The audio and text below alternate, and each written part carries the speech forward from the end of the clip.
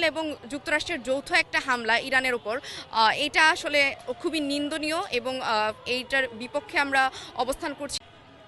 আম, একে তো হচ্ছে এখন রমজান মাস, তার উপরে হচ্ছে এখন যুদ্ধ বিগ্রহ আমরা দেখেই আসছি যে যারা পৃথিবীতে সবচেয়ে বেশি শান্তির বুলি আড়ায়, শান্তির বুলি কপচায়, সেই জাতিসংঘ এখন হচ্ছে চুপ আছে, এখন জাতিসংঘ কোনো কথা বলছে না। এই যে ইসরায়েল এবং যুক্তরাষ্ট্র যৌথভাবে একত্রিত হয়ে আমাদের হচ্ছে ইরানের উপর হামলা করেছে, সেই হামলা নিয়ে বিশ্বের অনেক দেশই, অনেক শান্তির বুলি কপচানো অনেক দেশই চুপচাপ আছে। আরব বিশ্বের অনেক বড় বড় নেতারা চুপচাপ আছে, তারা কোনো কথা বলছে না। ইভেন আরব বিশ্ব সেই ইসরায়েল এবং যুক্তরাষ্ট্রকে ক্রমে ক্রমে মদদ দিয়ে যাচ্ছে।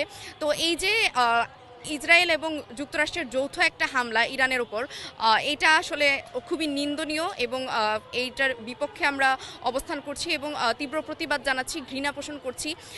আসলে যারা পৃথিবীতে সবচেয়ে বেশি শান্তির বুলি কপচায়, আমরা দেখেছি যে তারা উপরে মুখোশ পরে থাকে, কিন্তু তারাই পৃথিবীর শান্তি নষ্ট করে, তারাই পৃথিবীতে যুদ্ধ বিগ্রহের সৃষ্টি ঘটায়।